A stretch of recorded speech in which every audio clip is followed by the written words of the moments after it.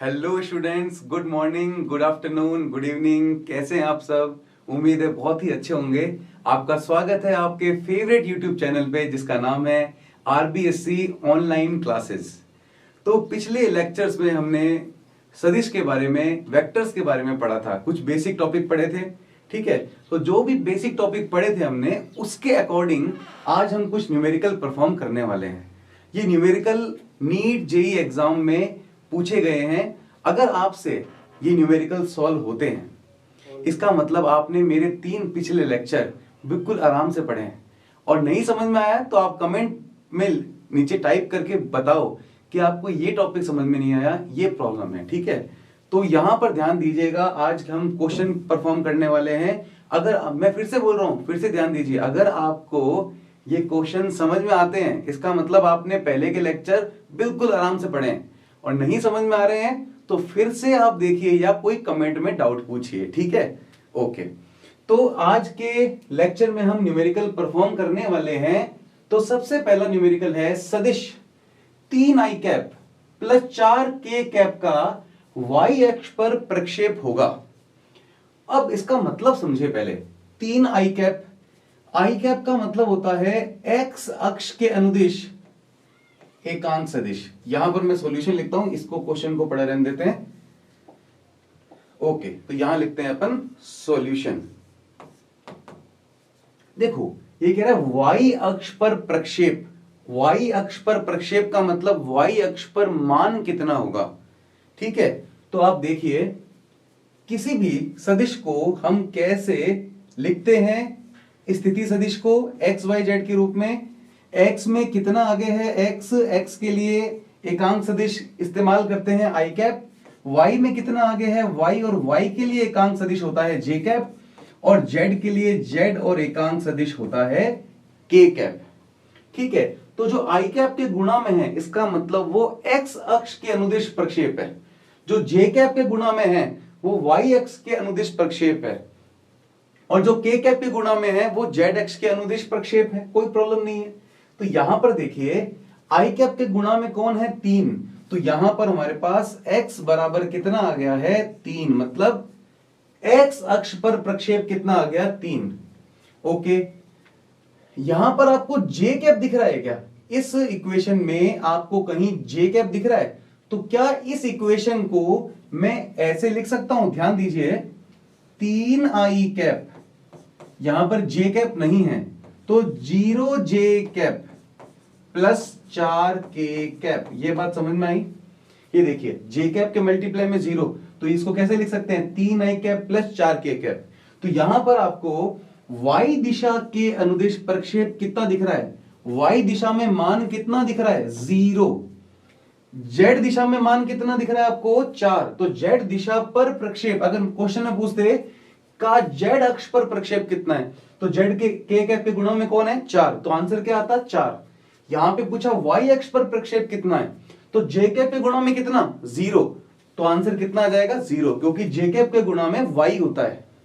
ठीक है, तो यहां पर z का मान कितना है? 4। लेकिन हमसे पूछा है y अक्ष पर प्रक्षेप, तो y अक्ष पर प्रक्षेप का मतलब y का मान कितना आ रहा है? 0। तो करेक्ट आंसर, सही ऑप्शन कौन सा है? 0।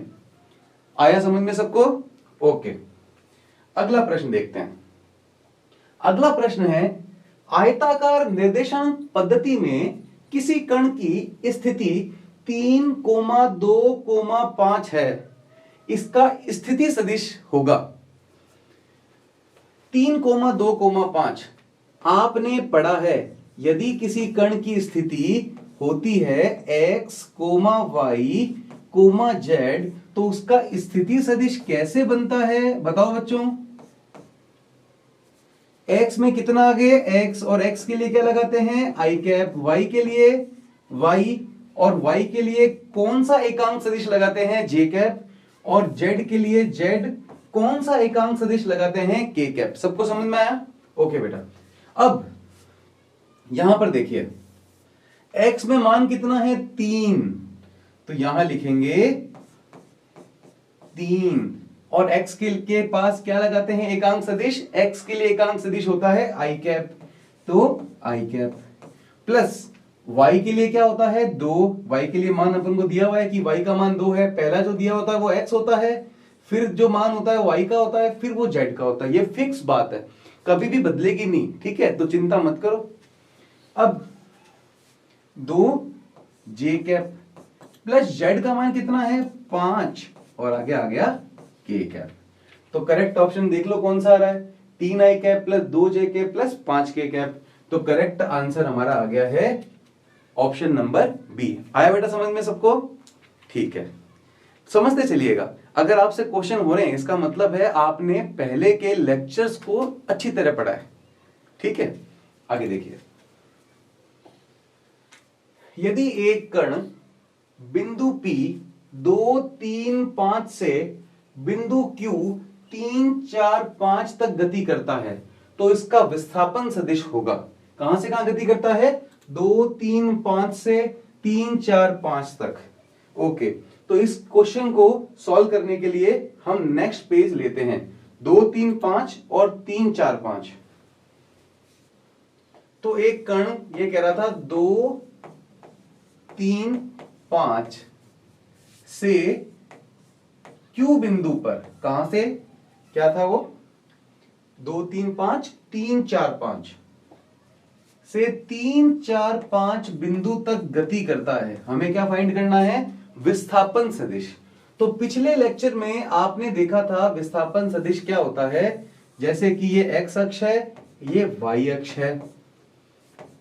पहले एक कण P बिंदु पे था, मैंने आपको समझाया भी था, ठीक है।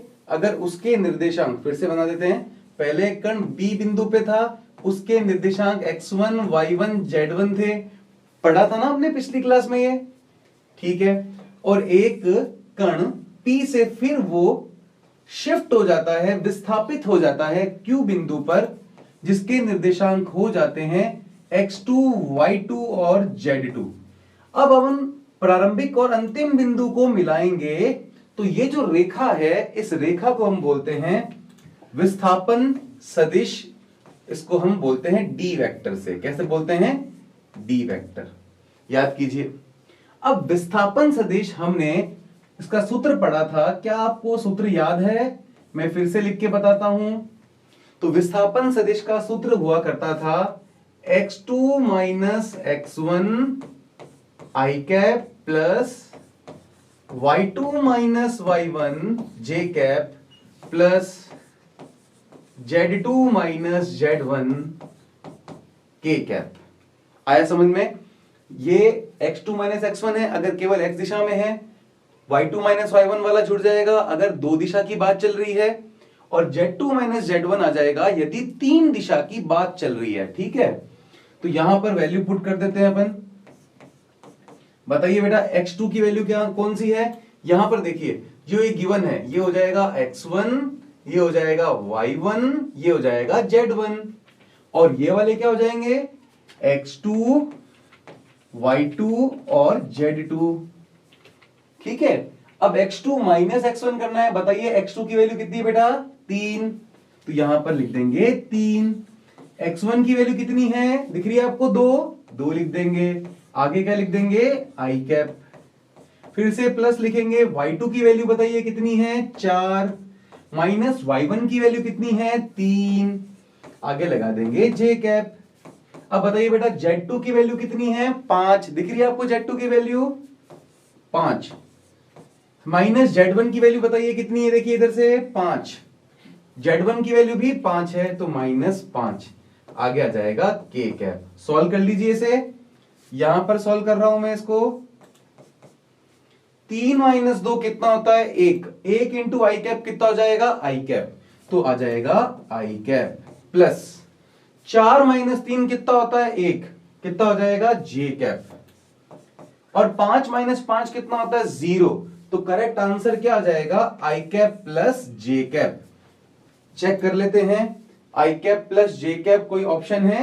यस, ये ऑप्शन नंबर सी है, ठीक है। तो क्लास पूरी होने के बाद मैं सबको यहां पर आपको स्क्रीनशॉट लेने का टाइम दे दूंगा। तो यहां पर आप स्क्रीनशॉट अगर आपको अभी लेने हैं तो मैं आपको बता देता हूं, आप ले सकते हैं। क्वेश्चन नंबर 1 यहां पे किया था, इसका स्क्रीनशॉट ले लीजिए। ये क्वेश्चन नंबर 2, स्क्रीनशॉट ले लीजिए आप, ठीक है।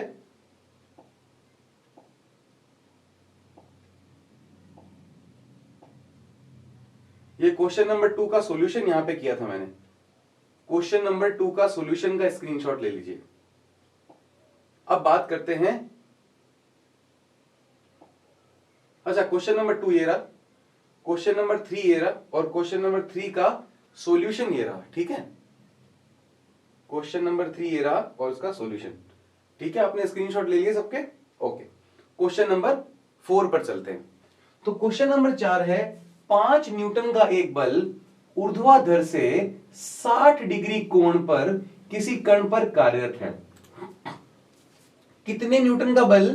5 न्यूटन का बल ऊर्ध्वाधर से। सबका मतलब बताऊंगा। देखिए फिजिक्स में क्या होता है, भौतिक विज्ञान में हमें एक बात ध्यान रखनी पड़ती है, हर शब्द का अगर आपको मतलब पता है, अर्थ पता है, तो भौतिक विज्ञान फिजिक्स पढ़ना बहुत ही आसान हो जाता है।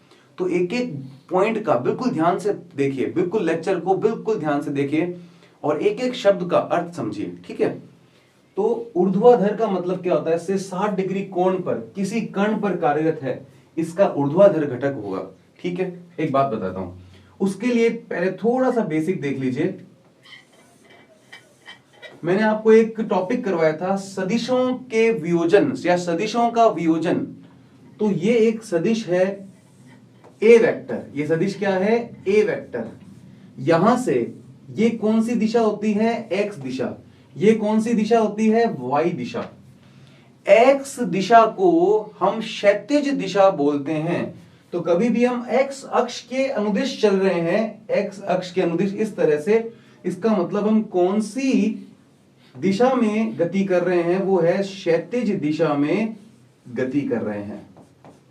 हमेशा याद रखना, ये बात कभी बदल नहीं सकती। ये क्षैतिज दिशा होती है और ये वाली, ये क्षैतिज दिशा है, ये ऊर्ध्वाधर दिशा है। तो वाई अक्ष के अनुदिश यदि कोई कण गति कर रहा है तो वो ऊर्ध्वाधर दिशा होती है। उसके बाद ये ए वेक्टर है, ये यहां से कोण बना रहा है, ठीक है, एक्स अक्ष से कोण बना रहा है। मैंने आपको बताया था जहां से कोण बने cos थीटा, उसके लंबवत sin थीटा। मैं फिर से बोल रहा हूं, जहां से कोण बने cos थीटा, लंबवत sin थीटा। पिछले लेक्चर में पढ़ा था, ये देखिए ए वेक्टर, जहां से कोण बने। अब ए वेक्टर कहां से कोण बना रहा है, एक्स अक्ष से। तो यहां पर इस ए वेक्टर का घटक जो होगा वो होगा ए cos थीटा। याद है ना, मैंने समकोण त्रिभुज कर बना के ये प्रूव करवाया था पिछले लेक्चर में। तो जहां से एंगल बने cos theta perpendicular sin theta. ये बात बेटा समझ में आई? ये बात आप यहां लागू करिए। अब यहां पर इसका हम सॉल्यूशन करते हैं। ये बेसिक कॉन्सेप्ट था, ये देखिए, ये कौन सा अक्ष, एक्स अक्ष, ये कौन सा अक्ष, वाई अक्ष। वाई अक्ष क्या होता है, ऊर्ध्वाधर। अभी बताया ना, वाई अक्ष का मतलब क्या होता है, ऊर्ध्वाधर। ऊर्ध्वाधर से 60 डिग्री कोण पर 5 न्यूटन का बल कार्यरत है। ऊर्ध्वाधर मतलब वाई अक्ष से कितना कोण बना रहा है, 60 डिग्री। तो वाई अक्ष से ये लो, ये बना दिया 60 डिग्री कोण, और ये जो बल हो गया वो 5 न्यूटन बल लग रहा है। ये डायग्राम सबको समझ में आया बेटा?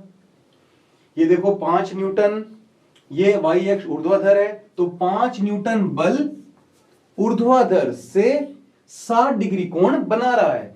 5 न्यूटन बल ऊर्ध्वाधर से 60 डिग्री कोण बना रहा है। हमें इसका ऊर्ध्वाधर घटक निकालना होगा।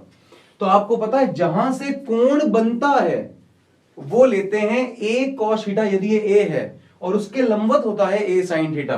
तो यहां से कोण बन रहा था तो ये a cos थीटा था। इस बार यहां से कोण बन रहा है और ये 5 है, तो मैं इसको 5 cos थीटा, या cos थीटा का मान 60 डिग्री है, तो यहां पर ये लिख लूं, तो किसी को कोई प्रॉब्लम तो नहीं है। देखिए कोण यहां से बना ना इस बार वाई से, जहां से कोण बनता है वो cos होता है। अब अगर लंबवत आप निकालेंगे उसके, तो ये हो जाएगा साइन।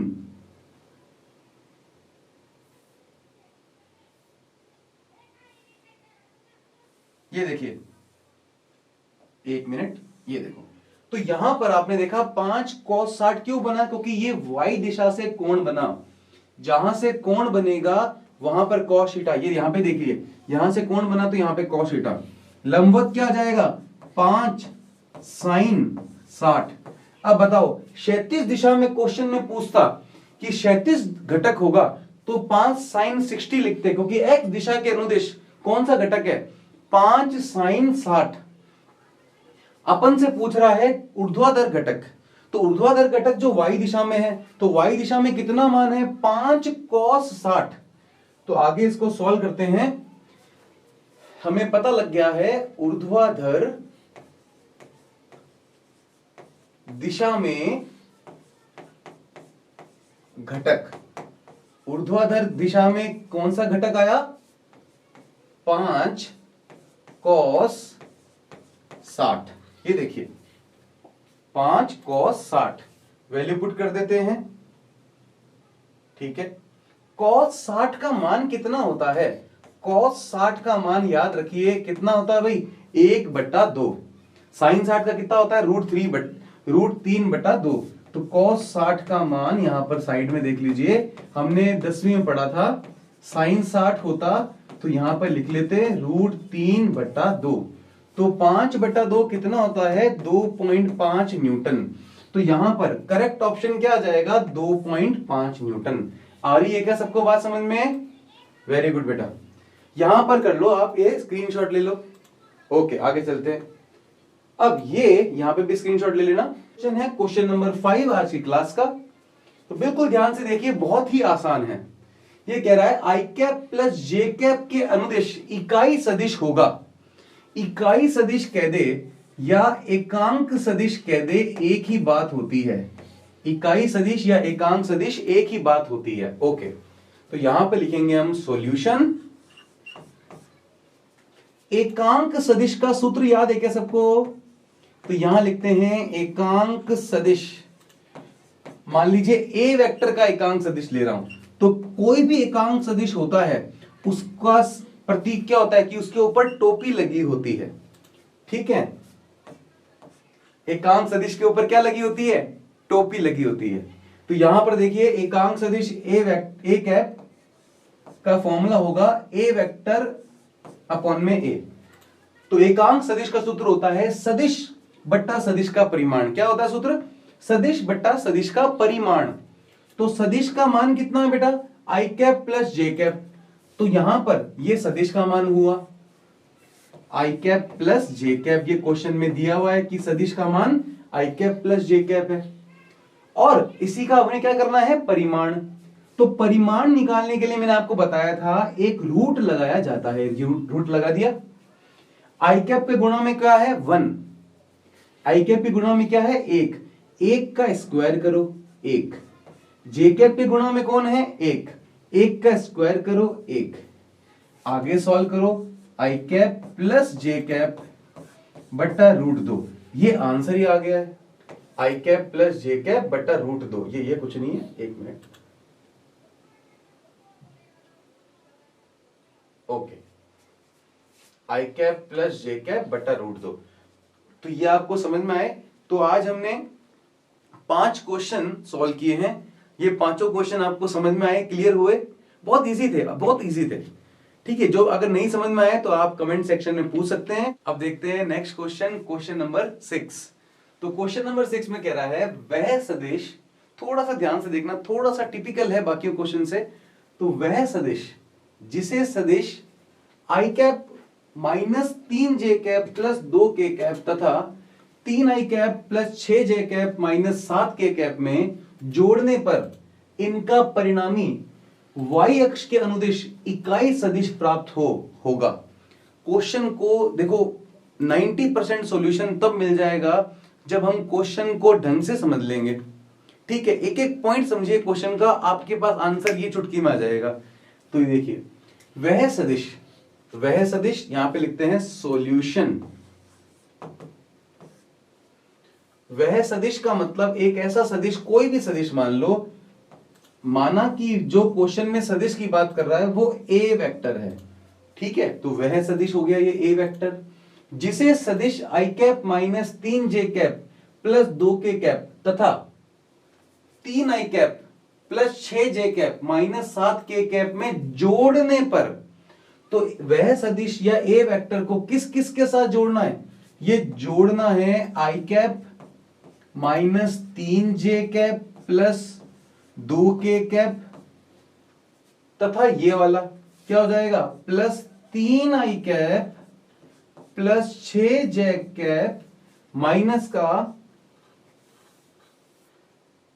6j कैप माइनस का 7k कैप, इनका परिणामी, अब देखो ये जोड़ा मैंने, इनका परिणामी y अक्ष के अनुदिश इकाई सदिश प्राप्त होगा।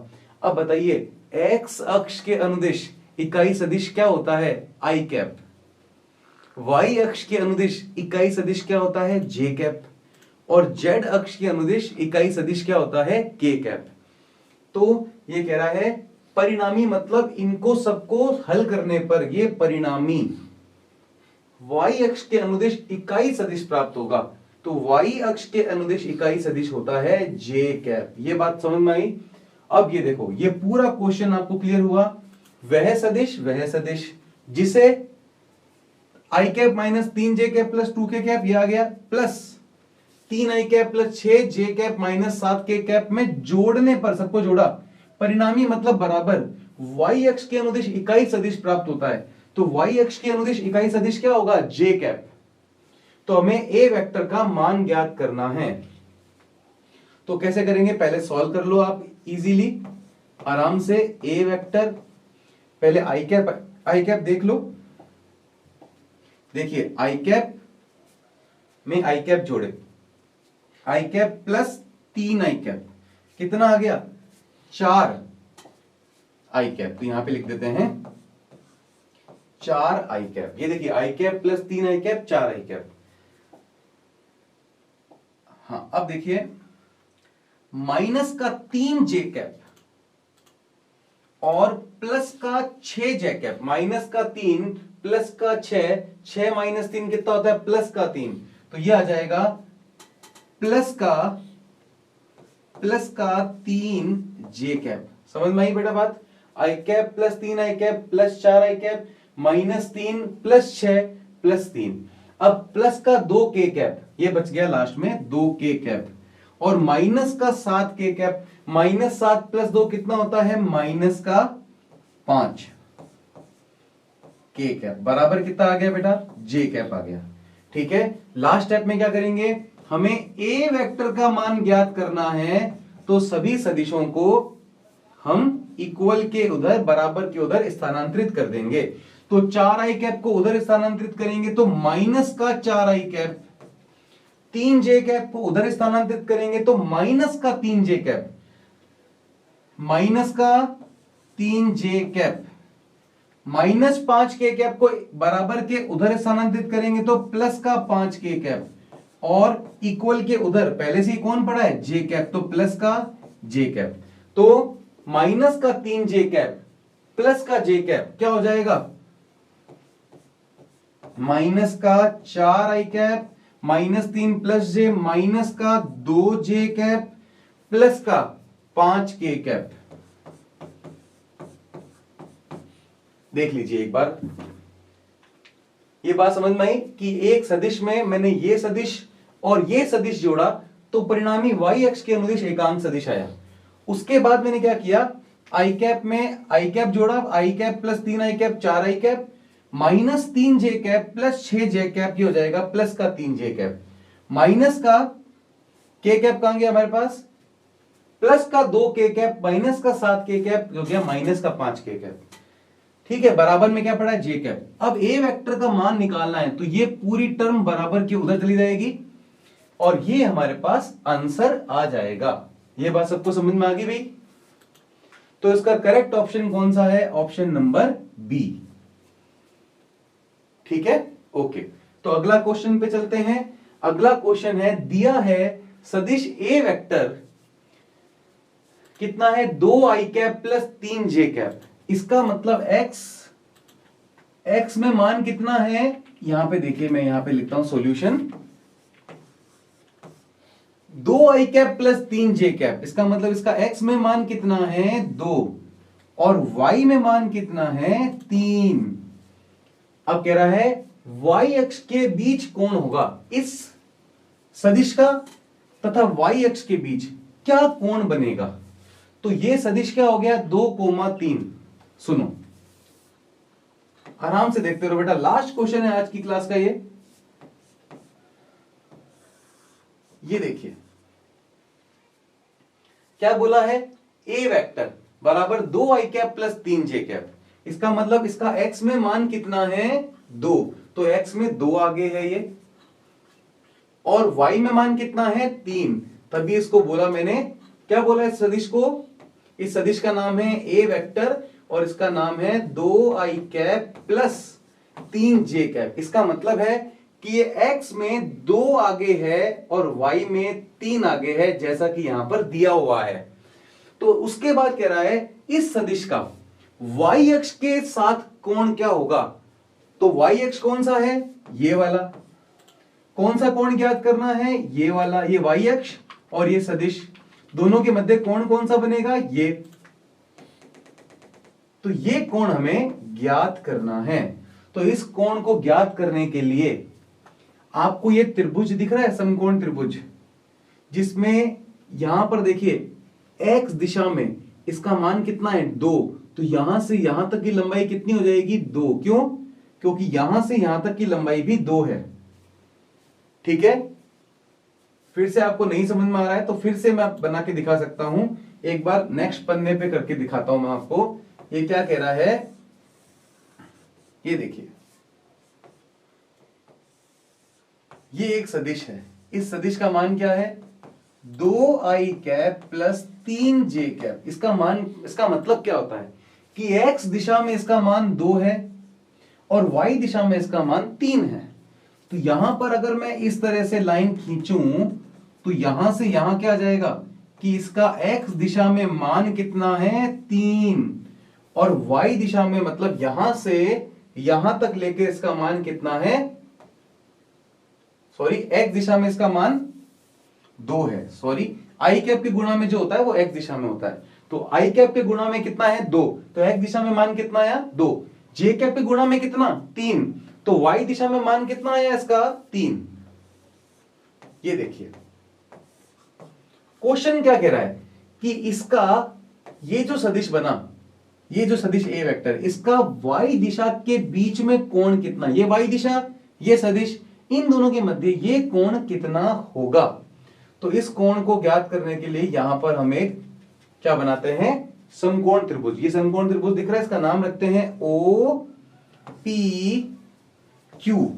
तो समकोण त्रिभुज OPQ में ये अगर 2 है तो आमने सामने भुजा ये भी कितनी होगी 2 और ये क्या है 3। तो अपन को क्या पता है, एक तो पता है थीटा के सामने वाला क्या होता है लंब, तो ये भुजा हो गई लंब, क्यों हुई, थीटा के सामने लंब होता है और लंब जो परपेंडिकुलर होता है वो आधार होता है। तो थीटा के सामने ये लंब है, ये कर्ण है, तो ये क्या बचा, आधार बचा। अब हमें लंब और आधार दिया हुआ जब होता है तो हम कौन सा त्रिकोणमितीय अनुपात लगाते हैं, बताओ, लंब बटा आधार से कौन सा त्रिकोणमितीय अनुपात बनता है, कौन सा ट्रिग्नोमेट्रिक रेशो बनता है, तो वो बनता है tan थीटा। tan थीटा का सूत्र क्या होता है भाई, लंब बटा आधार परपेंडिकुलर अपॉन में बेस। थीटा के सामने लंब कौन है 2, आधार कौन है 3, तो थीटा बराबर tan इनवर्स 2/3। ये चीज आपको मालूम है क्या कि जैसे tan थीटा 2/3 है तो मुझे थीटा निकालना है, तो tan को मैं इक्वल के उधर स्थानांतरित कर दूंगा तो उसको लिखेंगे tan इनवर्स। जैसे कि और एग्जांपल देता हूं, जैसे साइन थीटा बराबर मान लीजिए 1/2 है, मान लीजिए, तो थीटा का मान क्या होगा, साइन को इक्वल के इधर स्थानांतरित करोगे तो लिखना पड़ेगा साइन इनवर्स 1/2। ठीक है, इसी तरीके से ये हम लिखते हैं। तो देख लीजिए सही ऑप्शन कौन सा है, tan इनवर्स 2/3। इसको ठीक से लिखते हैं वापस से, tan इनवर्स 2/3। तो सही ऑप्शन हमारा आ गया है ऑप्शन नंबर बी। तो ये आपके आज के 7 क्वेश्चन हमने पूरे कर लिए हैं बहुत ही ज्यादा आसान थे और सारे के सारे कंपटीशन एग्जाम में आए हुए थे। अगर आपको ये क्वेश्चन समझ में आ चुके हैं तो बहुत ही अच्छी बात है, बधाई हो, आपको फिजिक्स समझ में आने लग गई है। ठीक है, अगर नहीं समझ में आए हैं तो कमेंट सेक्शन में पूछ लो, या आप प्रीवियस लेक्चर को फिर से दोहरा सकते हो। कमेंट में कोई भी डाउट होंगे मैं अगली लेक्चर में उसको पूरा कर दूंगा, ये मेरा वादा है, क्योंकि आपकी तैयारी हमारी जिम्मेदारी, ये हमारा लोगो है और इस पे हम अमल भी करते हैं। ठीक है, तो आज के लेक्चर में केवल इतना ही, बाकी करेंगे नेक्स्ट लेक्चर में। तब तक के लिए बाय बाय।